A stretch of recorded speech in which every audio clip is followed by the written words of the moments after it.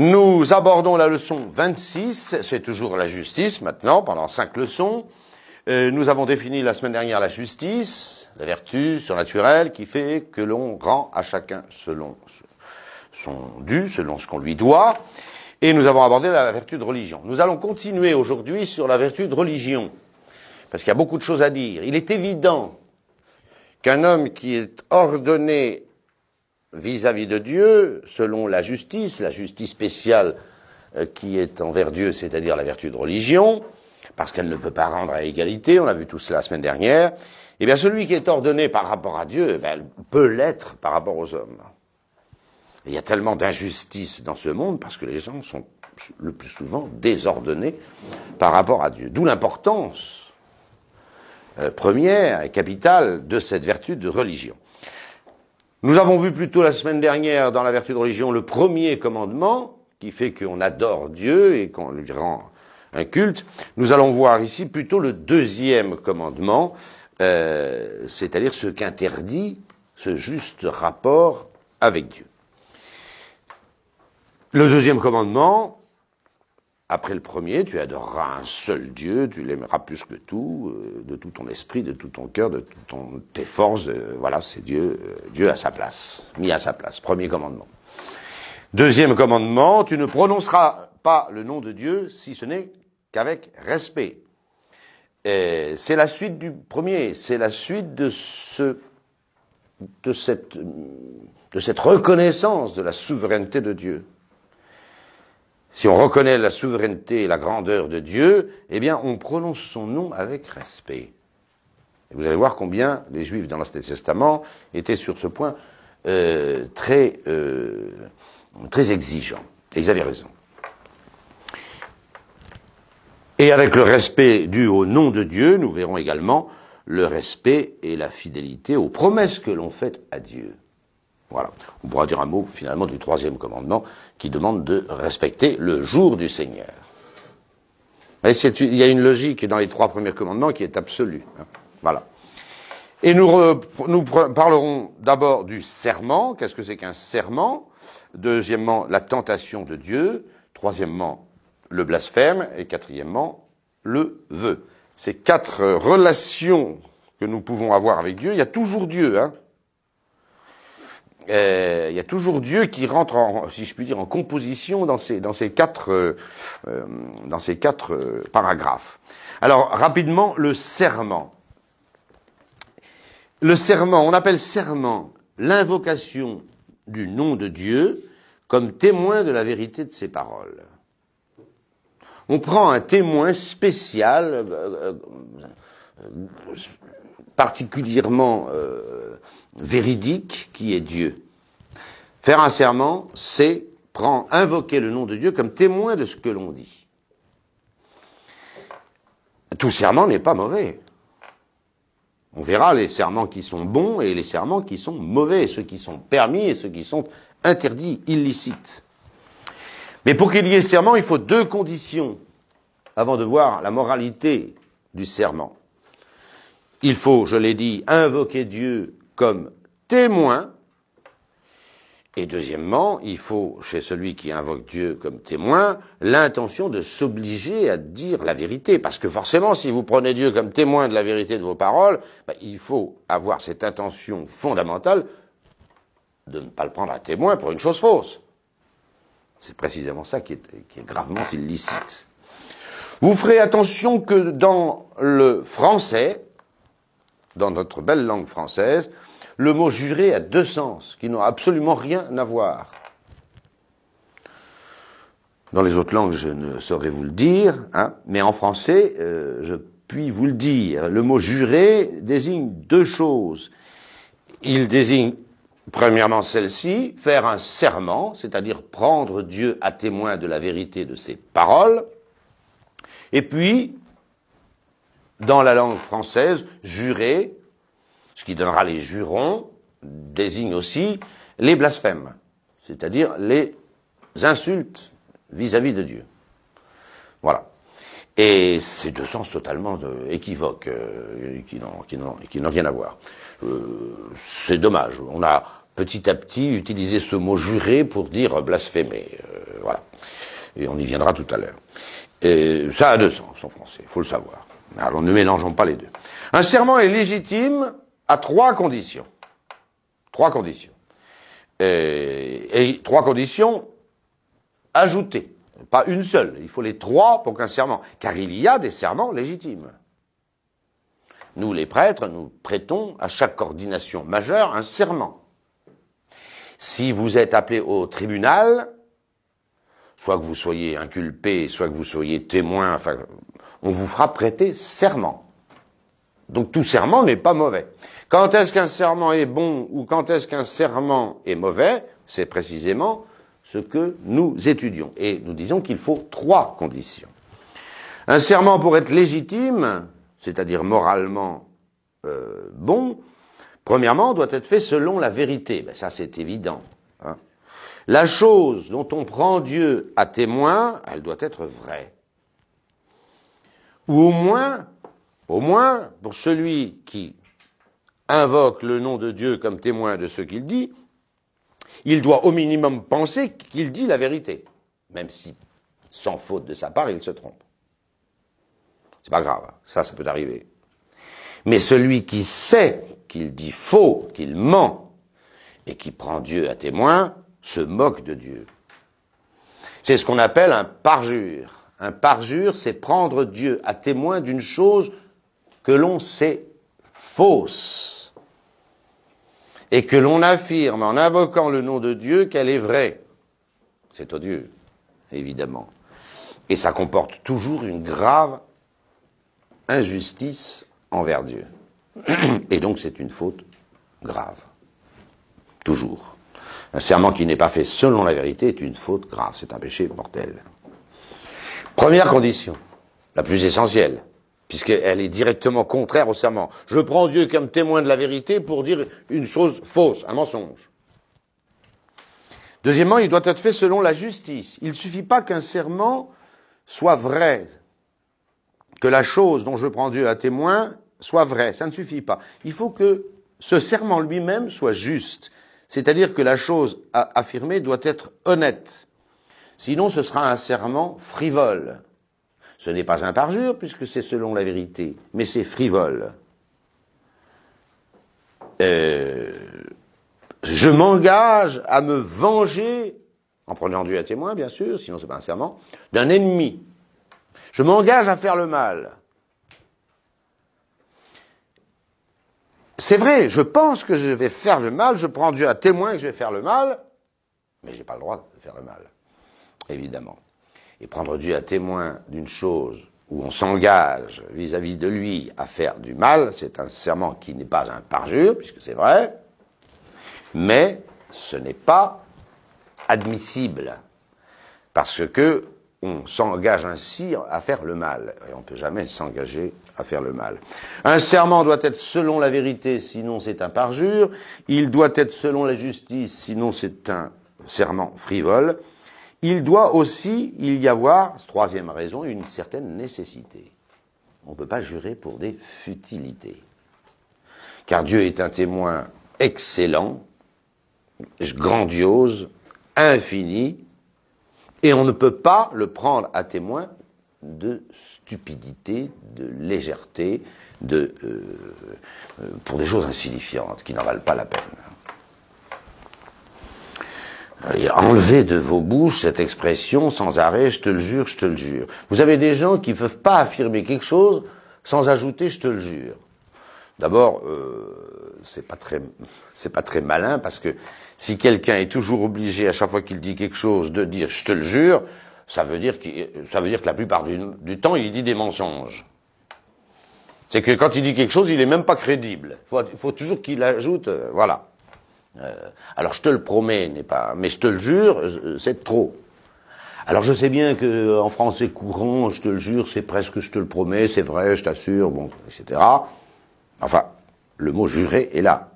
Et en principe, jurer, c'est prendre Dieu à témoin de la vérité de ses paroles. Eh bien, il y faut une raison proportionnée. Et l'Évangile est très sévère sur ce point. le conseil de notre Seigneur Jésus-Christ, hein, que je vous ai écrit sur les feuilles, Matthieu 5, 34, 36, eh bien, c'est de ne pas jurer du tout. C'était une espèce de maladie chez les pharisiens. Vous ne pouvez pas dire quelque chose sans jurer, sans prendre Yahvé à témoin de la vérité de leurs paroles. Alors, prendre Yahvé à témoin de la vérité de ses paroles pour une chose grave, c'est pas interdit. C'est pas interdit. Mais prendre sans arrêt Dieu à témoin de la vérité de ce qu'on dit, premièrement, ça veut dire qu'on est habituellement un menteur, et puis c'est se moquer de Dieu. Et écoutez, notre Seigneur Jésus-Christ, eh bien moi je vous dis de ne pas jurer du tout. C'est un vice des pharisiens que Jésus-Christ essaye d'extirper. Ne jurez pas du tout. Écoutez si c'est beau. Ne jurez pas par le ciel, car c'est le trône de Dieu. Voyez la raison. Je te le jure sur le ciel.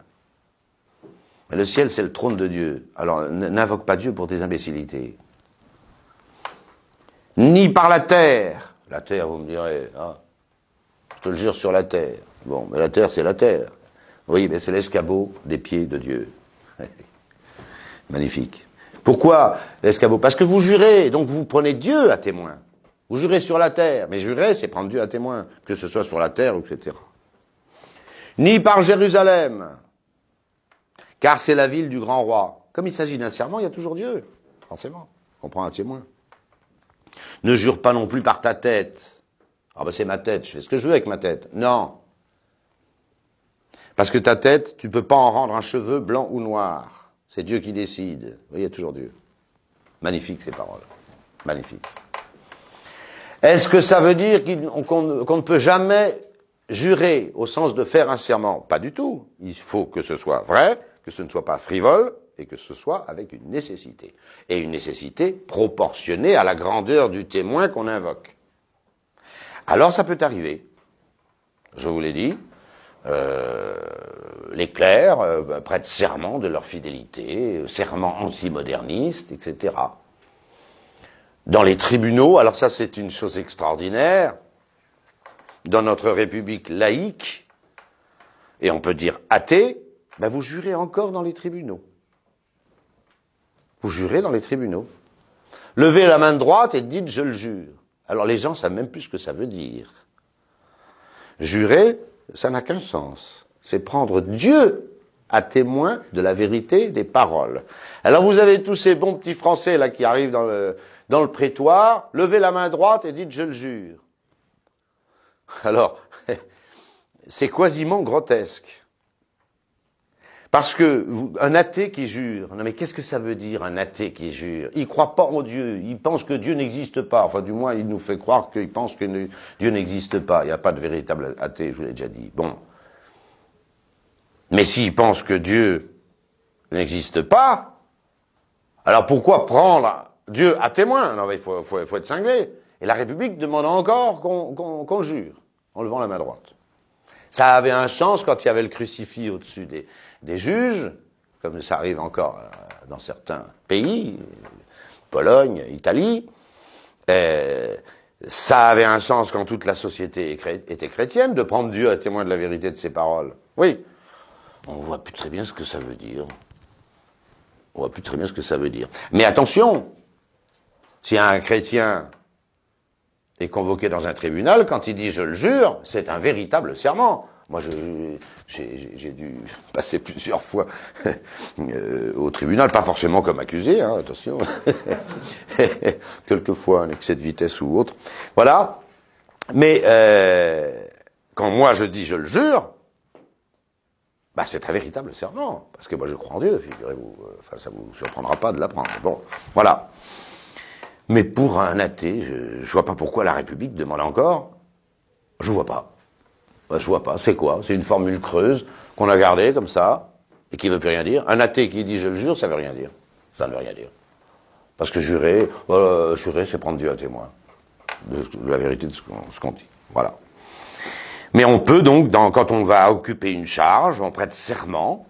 Hein, les présidents des USA prêtent serment de leur fidélité à la Constitution, c'est un serment. Dans les tribunaux, vous prêtez serment. Un petit détail, autrefois, les prêtres ne juraient pas sur le Christ ou sur l'Évangile, ils juraient sur eux-mêmes. Et saint Thomas est très sévère avec les parjures.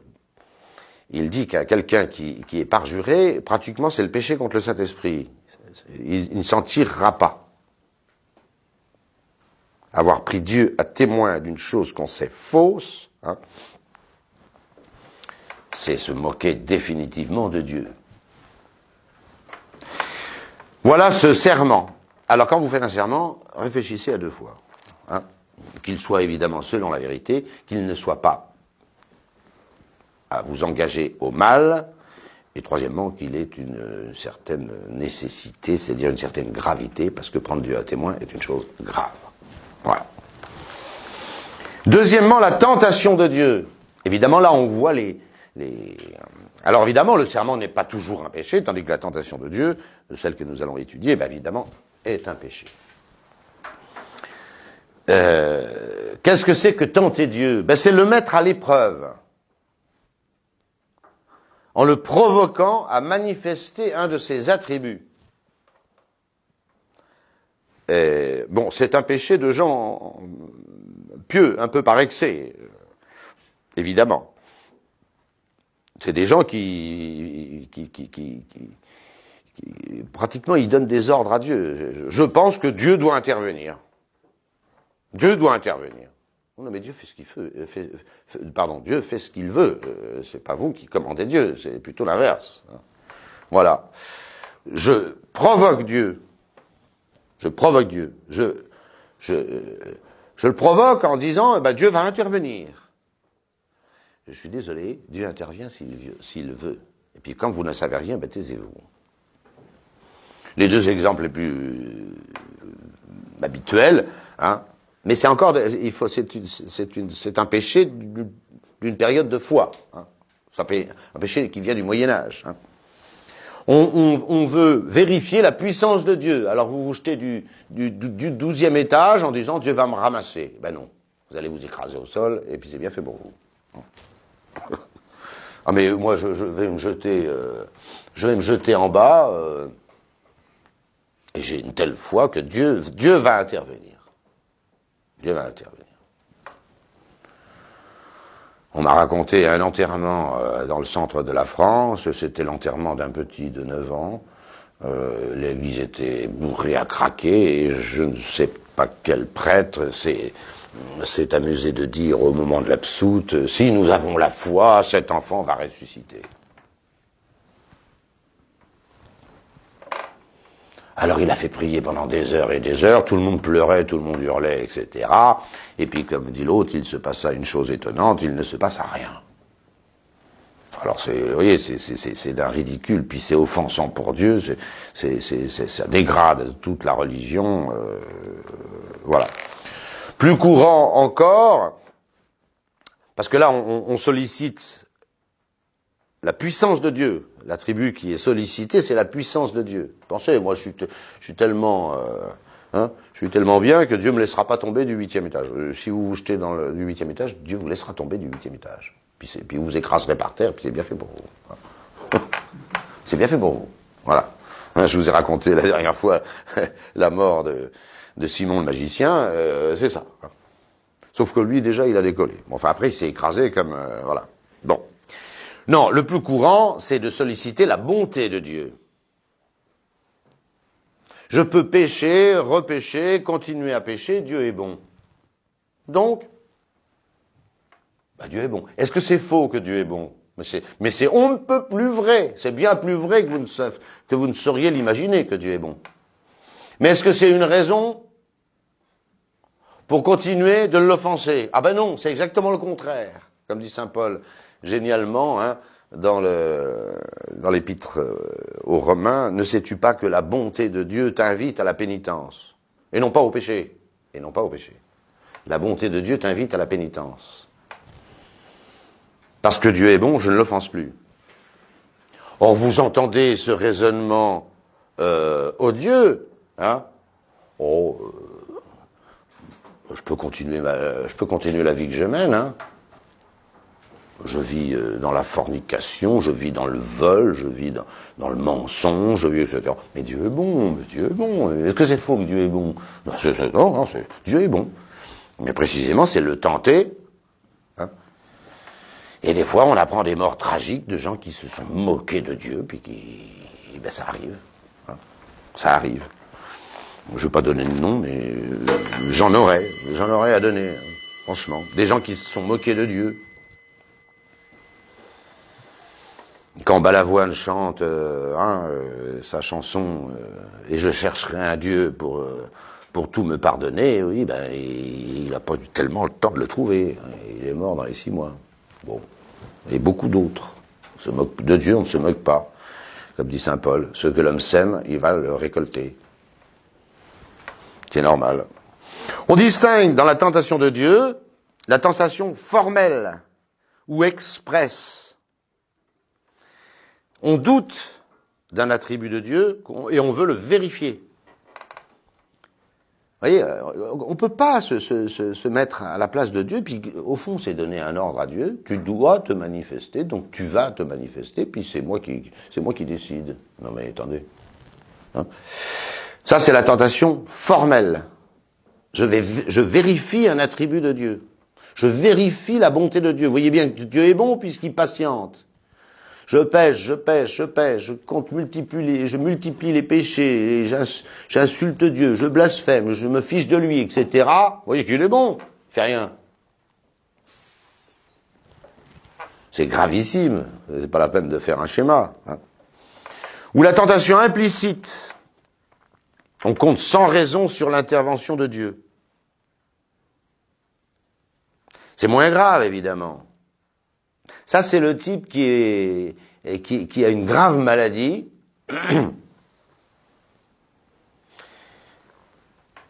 Alors, il va s'en tirer par la prière. Mais c'est bien, ça. C'est bien. C'est bien de prier pour que Dieu vous rende la santé. C'est une chose excellente. Il n'y a rien à dire. Mais, attendez, il faut quand même qu'il consulte les médecins, hein, et qu'il fasse ce qu'il faut. C'est comme le type, je vous l'ai déjà dit, hein, son frigidaire tombe en panne, ou sa machine à laver, il se met devant à prier, en disant, Seigneur, réparez mon frigidaire, réparez ma machine à laver. Bah, généralement, c'est pas comme ça qu'elles se remettent en route, hein, ces machines-là. Il faut peut-être changer le fusil, il faut peut-être appeler quelqu'un, hein, voilà. Il faut peut-être brancher la prise qu'on a oublié, ou remettre l'interrupteur. Non mais, attendez. C'est pas très grave, si vous voulez, mais c'est quand même prendre Dieu un peu pour un imbécile. Hein. Un petit peu. Voilà. Alors, si vous décidez, parce que vous avez un cancer généralisé depuis le cerveau, ou partout, leucémie, etc., bon, de vous confier à Dieu, pourquoi pas? Parce que là, vous avez fait tout, vous pouvez plus rien faire. Mais le type qui a une crise d'appendicite et qui veut pas se faire opérer en disant Seigneur, non, le Seigneur va me guérir, c'est de la tentation de Dieu. C'est une opération qui dure une demi-heure, et puis voilà, et ainsi de suite. Ainsi de suite. Tentation implicite. Et ça peut t'arriver. Comme dit saint Augustin, fais tout ce que tu peux et demande ce que tu ne peux pas. Mais tu peux demander ce que tu ne peux pas si tu as fait ce que tu pouvais. Sinon, c'est un peu se moquer de Dieu. Voilà. Il y a des gens comme ça. Alors, la prière, c'est très très bien. De compter sur Dieu, mais c'est excellent. À condition que tu fasses ce que tu peux. Voilà. Alors, ces prédicateurs qui annoncent un miracle pour frapper l'auditoire, ils se moquent de Dieu. Hein, se moquent de Dieu. Il y en a qui vous annoncent la fin du monde, je sais pas quoi, tous les 6 mois. Non mais qu'est-ce qu'ils en savent? Alors sur le moment, voilà, y compris Paco Rabanne et des gens, voilà. Voilà, ça fait bien, ça frappe l'auditoire. Oui mais attendez, finalement, c'est se moquer de Dieu, on le voit très très bien, et c'est un péché que de se moquer de Dieu. moi, j'ai des gens qui sont à Saint-Nicolas du Chardonnay, des gens qui sont venus m'annoncer la fin du monde. Et il y en a bien une petite douzaine. Hein, bon, bon, c'était plutôt barjot. Mais des fois, vous avez des prêtres ou des gens un peu sérieux qui se livrent à ce genre de trucs. Remarque, c'est très répandu au Moyen Âge. C'est pas parce que c'est le Moyen Âge que c'était bien. Hein, la deuxième tentation, dans les jugements de Dieu. Hein, ces jugements de Dieu, c'était quoi? On avait deux personnes qui étaient en grave procès ou différents luttes. Et il arrivait quelquefois, on voit ça dans les films de Jean Marais et autres, bon, mais ça existait. On disait, ben, on ne sait pas qui a raison, qui a tort, donc on va les faire se battre ensemble, jusqu'à ce qu'il y en ait un qui meure, et puis c'est le mauvais qui va mourir, puisque Dieu va aider le bon pour faire périr le mauvais. C'est les ordalies, c'est les jugements de Dieu, ça s'appelait le jugement de Dieu. Au lieu de juger selon la justice, le juge disait, bon, on sait pas très bien qui a offensé gravement l'autre, donc ils se battent jusqu'à ce qu'il y en ait un qui tue l'autre. Hein. Et évidemment, c'est pas évident du tout, évidemment, Dieu va aider le bon à tuer le méchant. Mais qu'est-ce qu'on en sait? On n'en sait rien. Alors évidemment, dans les films de Kate et d'épée, c'est toujours le méchant qui finit par mourir. Oh, très bien. Parce que le bon est plus fort. Voilà. Et en général, pour ravir la princesse qui assiste à ça. Bon. Non mais attendez. C'est pas parce que le Moyen-Âge faisait ça que c'est... Alors c'est un excès, là, de foi. On dit Dieu va intervenir en faveur du bon contre le méchant. Ben, je suis désolé, ouvrez les yeux. Dieu laisse faire, c'est son secret, il laisse faire beaucoup de mal. Et vous ne pouvez pas dire, d'entrée de jeu comme ça, Dieu doit intervenir. Qu'est-ce que vous en savez? Rien, c'est de la tentation de Dieu. Dieu doit intervenir en faveur du bon pour le délivrer du méchant. Ben, Dieu n'a pas promis ça, vous en savez rien, alors taisez-vous. Et quand il y avait un grave différend, ben voilà. Un des derniers jugements de Dieu, qui a tourné d'ailleurs au grotesque, hein, c'est celui de Savonarola et du pape Alexandre VI. Bon, pas vous raconter toute l'histoire, sinon c'est trop long. Mais quand Savonarola reprochait tous ses crimes à Alexandre VI, Alexandre VI a envoyé un évêque et puis sa cour pour juger Savonarola. Et finalement, ils ont décidé l'un et l'autre de faire un jugement de Dieu. Savonarola et l'évêque envoyé par le pape Alexandre VI.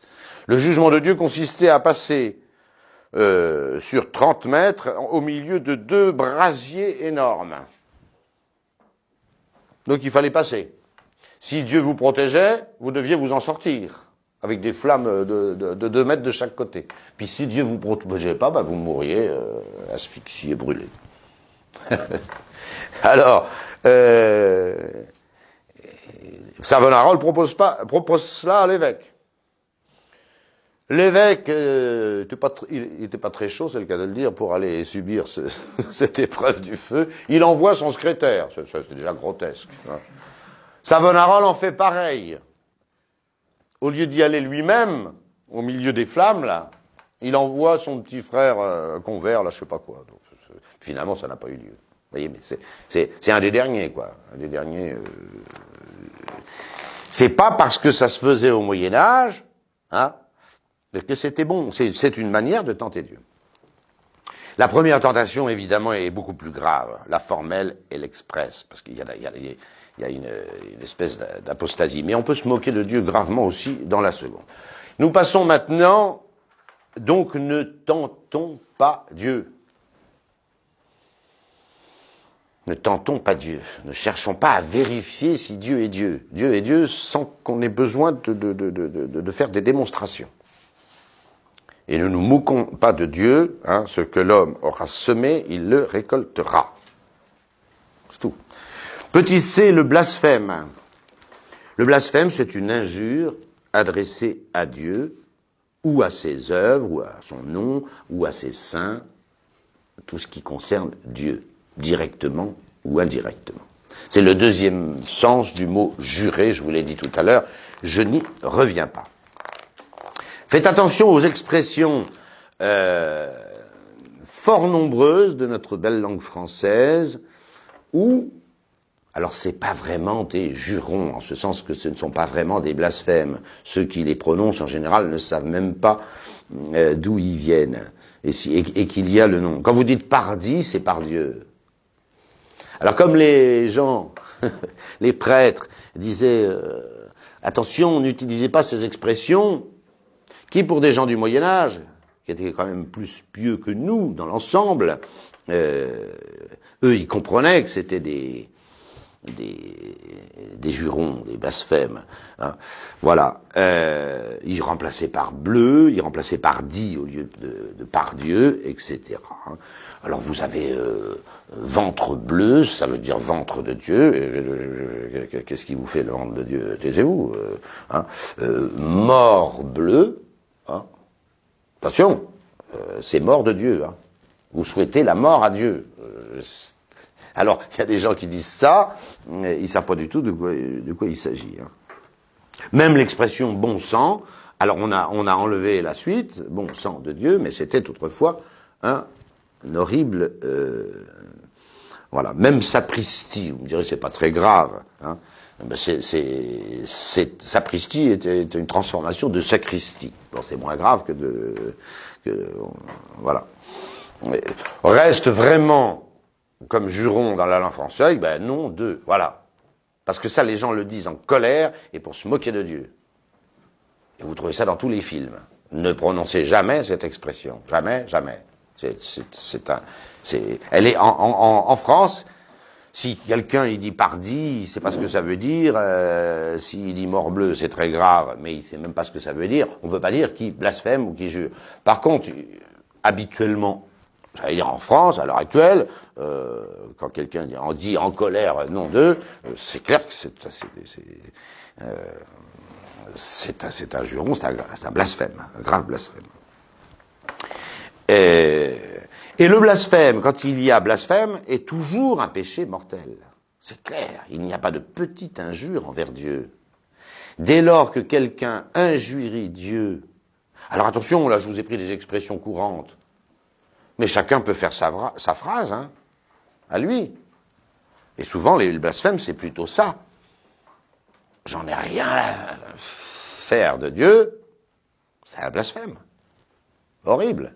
Et tout ce que vous pouvez, j'arrête là parce que voilà, il y a des mots que je ne voudrais pas employer. Bon, mais vous me comprenez très bien. Alors vous comprenez qu'un blasphème est toujours un vrai blasphème caractérisé est toujours une faute grave. L'injure se mesure à quoi? À plusieurs choses, je suis d'accord. Mais fondamentalement, l'injure se mesure à la dignité de celui qui est offensé, de celui que vous injuriez. Alors Dieu est infini et il n'y a pas de petit blasphème. Ça fait partie de ces péchés qu'on appelle en théologie, des péchés qui sont mortels. La matière est toujours grave. Il n'y a pas de petite injure envers Dieu. Une injure caractéristique envers Dieu est toujours une faute grave. Quelle que soit l'injure proférée, parce qu'elle s'adresse à Dieu.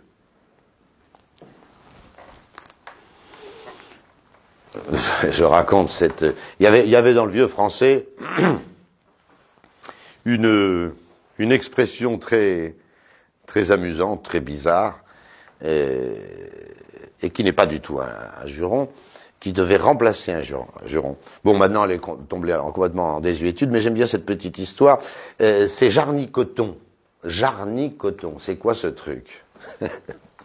Jarnicoton, c'est une phrase inventée par le confesseur d'Henri IV, notre bon roi Henri IV.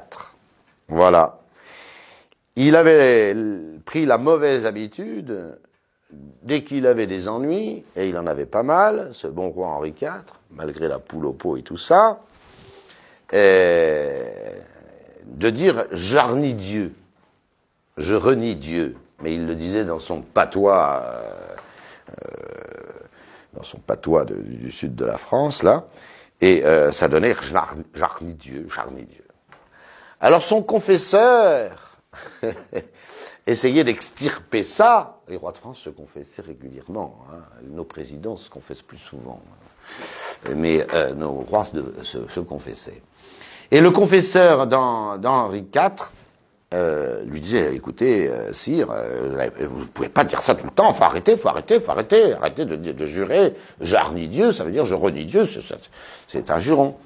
Bon, alors le roi, bon, Henri IV disait oui, mais il n'y arrivait pas. Alors maintenant, son confesseur s'appelait Coton, il s'appelait Monsieur le Père Coton. Alors il dit, vous direz plus je renie Dieu, vous direz j'arnis Coton. Je renie Coton, Coton. Bon, ben ça, c'est plus un blasphème. Je renie Coton, mon confesseur. Bon, voilà. Mais bon, cette expression était encore employée quand j'étais gamin, dans les bandes dessinées, tout ça. Mais bon, elle a disparu. Remarque maintenant, on appelle imprécation, un dérivé, si je puis dire, du blasphème. On appelle imprécation toute parole de haine ou de colère par laquelle on souhaite du mal au prochain. Au prochain. Envers Dieu, c'est le blasphème. Mais on peut aussi souhaiter du mal, un mal grave, au prochain.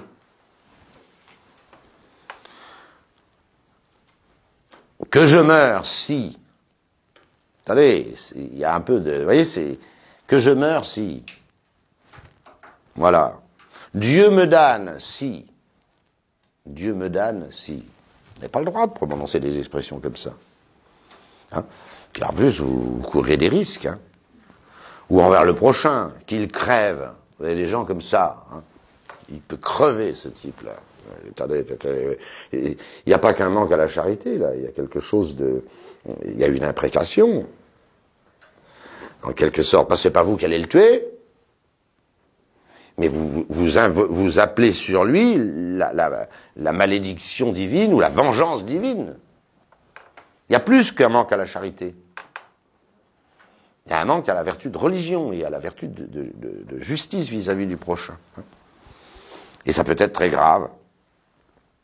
Ça peut être très grave. Les anciens utilisaient sans arrêt ces expressions. Dieu merci, elles ont un peu disparu.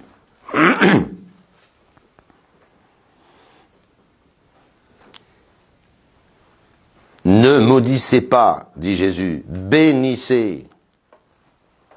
C'est tout un autre monde. C'est le monde de Dieu. Faites du bien à ceux qui vous persécutent. Bénissez et ne maudissez pas. Priez pour ceux qui vous maudissent. Hein?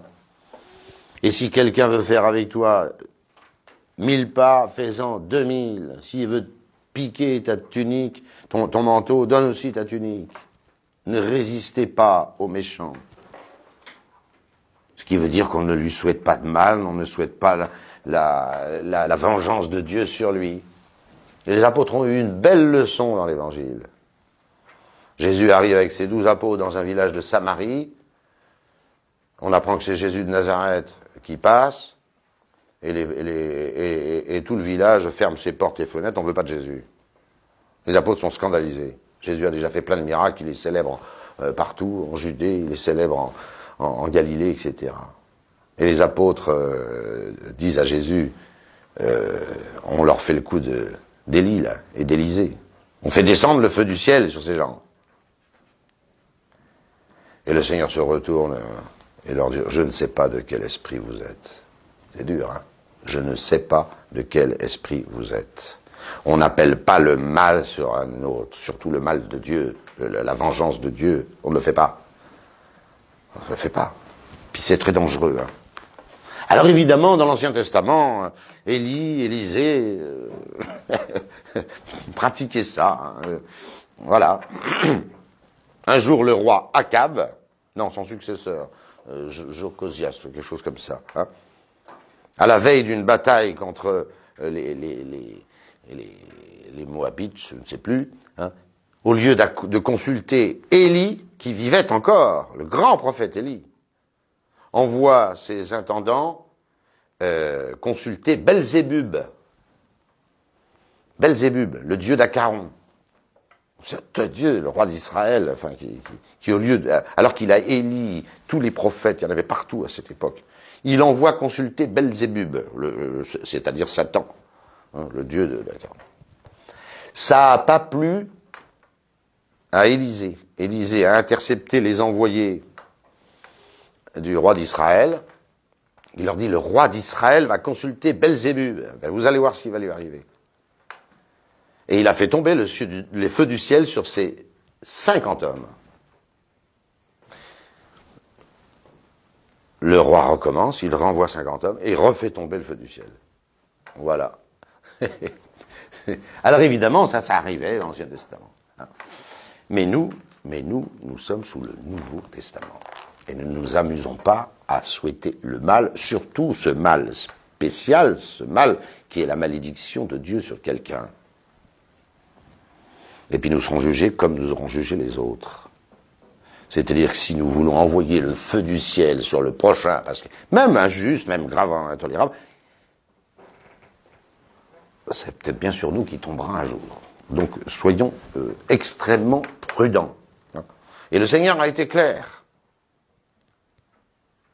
Il a été très clair. À ces apôtres qui veulent faire tomber le feu du ciel sur cette ville, pour un motif très bien, c'est qu'ils ont envoyé promener Jésus-Christ lui-même. Je ne sais de quel esprit vous êtes. C'est clair. C'est une phrase très dure du Seigneur. Je ne sais pas de quel esprit vous êtes. Oh, mais Élisée a fait comme ça, puis Élie a fait comme ça. Je ne sais de quel esprit vous êtes. Voilà. Ça, c'est la morale catholique. Pas pareil. Dernièrement, le vœu. Le vœu, définition du vœu. C'est comme le blasphème, c'est toujours mauvais, la tentation de Dieu, c'est toujours mauvais. Le serment, c'est pas toujours mauvais, et le vœu, ça peut être excellent. Mais attention, il y a des règles du vœu. Le vœu, c'est une promesse faite à Dieu. J'ai dit une promesse faite à Dieu. D'un bien possible et même un bien meilleur. Je vais expliquer. Et c'est un culte que l'on rend à Dieu. C'est un culte. Il faut tout ça pour faire un vœu. Fondamentalement, un vœu, c'est une promesse. Je promets à Dieu ceci. Je promets à Dieu. Je promets pas à mon supérieur, je promets pas à mon père, à ma mère, je promets pas. C'est pas un vœu, ça. Je promets directement à Dieu. Pas d'intermédiaire. Je promets quoi? Et donc je m'engage vis-à-vis de Dieu. Un bien possible, évidemment. Ce serait se moquer de Dieu que de promettre à Dieu une chose qui est impossible. Voilà. Je promets à Dieu d'aller faire un pèlerinage à Jérusalem alors que je ne peux pas faire 40 pas. J'ai 85 ans. Non, c'est pas sérieux, c'est pas possible. Donc, voilà. Et même, le bien que l'on promette à Dieu ne doit pas seulement être possible, mais il doit être meilleur que son contraire. Pourquoi? On ne peut pas promettre à Dieu un bien inférieur. Il faut que ce soit meilleur, ce bien. Pourquoi? Parce qu'un vœu, c'est un culte que l'on rend à Dieu. C'est une manière d'honorer Dieu. C'est une manière d'honorer Dieu. Voilà. Or, pour honorer Dieu, on doit lui promettre la réalisation d'un bien meilleur que son contraire. C'est une évidence.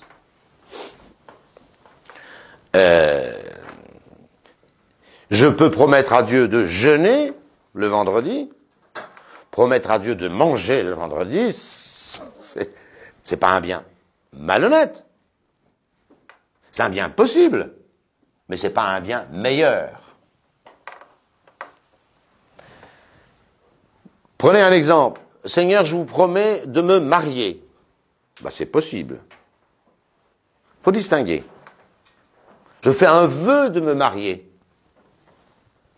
Faut distinguer. Si c'est par rapport à la vocation de ne pas se marier, c'est pas un bien meilleur. C'est mieux de donner sa vie à Dieu dans la chasteté que de se marier, qui est la voie naturelle et commune. Donc on n'a pas le droit de faire un vœu comme ça. Il faut que le bien que l'on promet soit meilleur. Or là, il est moins bon. Par contre, vous avez quelqu'un qui ne peut pas vivre chastement tant qu'il est célibataire. Et il cède tout le temps, et il fornique à droite, et il fornique à gauche. Alors lui, il peut faire le vœu de se marier, parce que le mariage, pour lui, c'est un bien meilleur que la vie qu'il mène. Vous comprenez? Le bien doit être meilleur. Parce que le but d'un vœu, c'est d'honorer Dieu par un culte. Nous sommes toujours dans la vertu de religion. J'honore Dieu par un culte. Je lui promets la réalisation d'un bien meilleur. Voilà. Et d'ailleurs, on le sent bien, les gens, on ne peut pas promettre à Dieu quelque chose, un laisser-aller, par exemple. Hein? C'est se moquer de lui. C'est le contraire d'un culte. C'est le contraire d'un culte. Seigneur, je vous promets de fumer un paquet de cigarettes par jour. Alors si vous en fumez 2, c'est bien. Vous offrez à Dieu un bien meilleur. Mais si vous fumez 2 cigarettes par jour, vous ne pouvez pas promettre à Dieu de fumer un paquet, et ainsi de suite. Vous pouvez prendre n'importe quoi. Ça n'a plus de sens. Donc, vous voyez, pour qu'il y ait culte, c'est-à-dire pour qu'il y ait un vœu véridique, il faut un bien meilleur. Voilà. Vous avez compris. Bon, je ne relis pas tout ça, puisque je viens de vous le dire. Pourquoi, dit saint Thomas, le vœu est-il indispensable, hein? Saint Thomas, là-dessus, est très exigeant, si je puis dire. Prenez la chasteté, le fait de vivre dans la chasteté. Est-ce que c'est un bien en soi? Non, répond saint Thomas. Alors ça évite des péchés, c'est pas de ça qu'on parle. Mais en soi, une chasteté qui n'est pas offerte à Dieu, qui n'est pas consacrée en quelque sorte, saint Thomas dit qu'elle n'a aucune valeur. Il n'a pas tort. Les pierres sont chastes. Le bois est chaste. C'est pas une valeur en soi. Mais c'est l'offrande que l'on fait à Dieu, c'est-à-dire la promesse que l'on fait à Dieu de garder cette pureté pour lui. Alors ça a un prix. Et saint Thomas dit que la chasteté qui n'est pas vouée à Dieu, alors, c'est mieux d'être chaste que d'être impur et de forniquer. C'est une évidence, c'est pas de ça qu'on parle. Mais la valeur de la chasteté, c'est qu'elle soit vouée à Dieu. Et il a entièrement raison.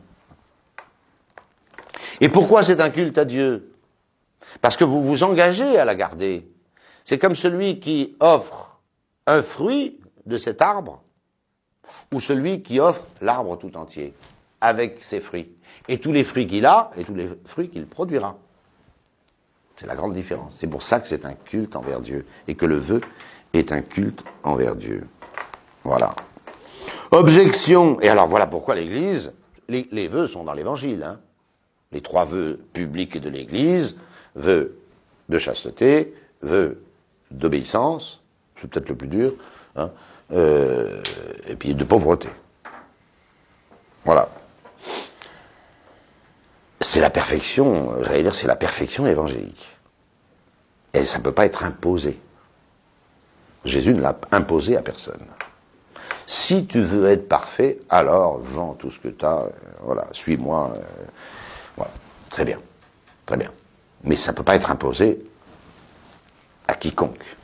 C'est un culte spécial envers Dieu, hein, et c'est une grâce particulière, Mais par contre, une fois que vous avez promis à Dieu, attention, vous êtes gravement tenu. Vous avez promis quelque chose à Dieu. Quand vous promettez quelque chose à un homme, il va vous faire savoir que vous lui avez promis, hein. Il va pas vous lâcher. Et un homme, c'est un homme. Quand vous promettez quelque chose à Dieu, il faut le tenir. Comme dit l'Écriture, mieux vaut ne pas vouer que de vouer et de ne pas tenir. c'est clair. Il faut donc être extrêmement prudent, comme l'est l'Église, avec les vœux.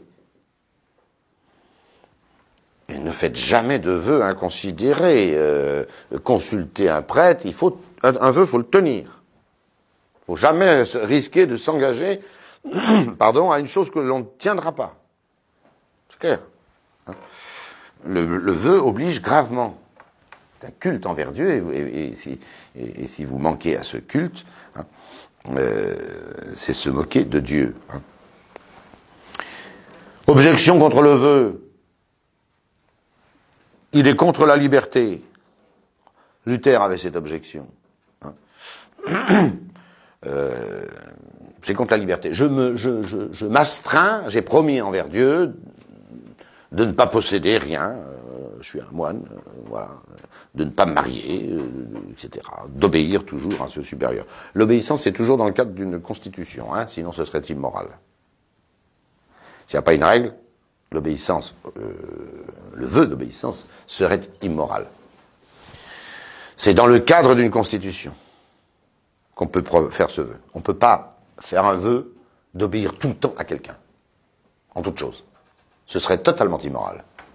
Parce que dès lors que cet homme vous commanderait quelque chose de mal, vous seriez tenu de le faire. Non, on n'est jamais tenu au mal. Jamais, jamais, jamais.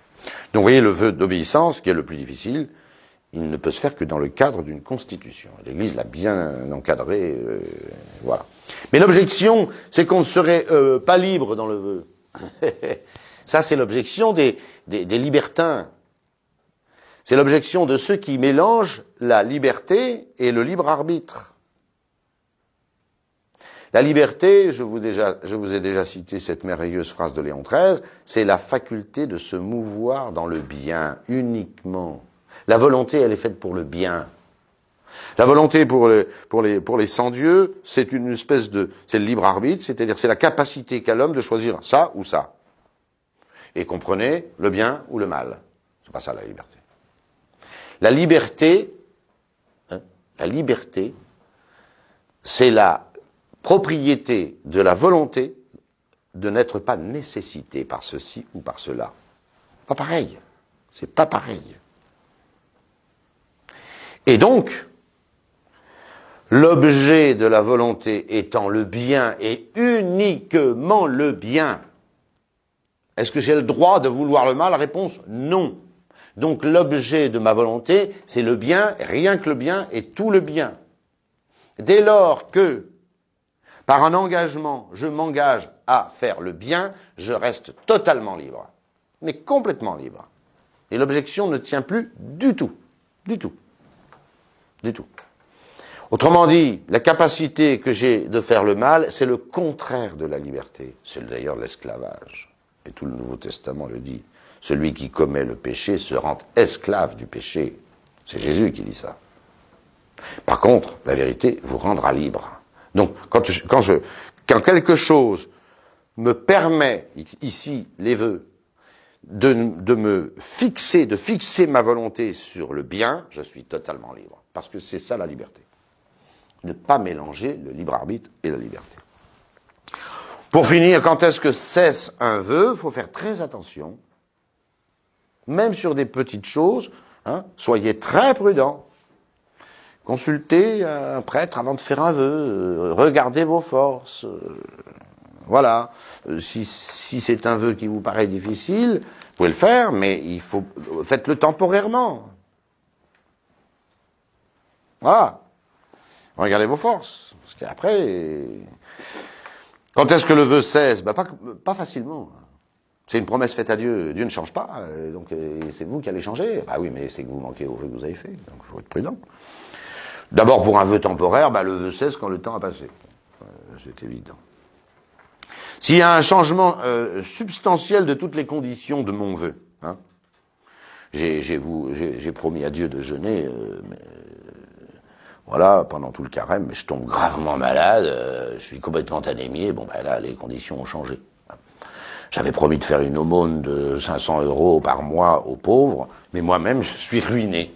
Je suis devenu moi-même, je n'ai plus de quoi manger. Là, le vœu cesse. Voilà, c'est la disparition de la cause finale. Et puis, par dispense de l'Église. Mais attention, hein, les vœux publics, il n'y a que Rome qui peut les annuler. Les services, les congrégations du pape.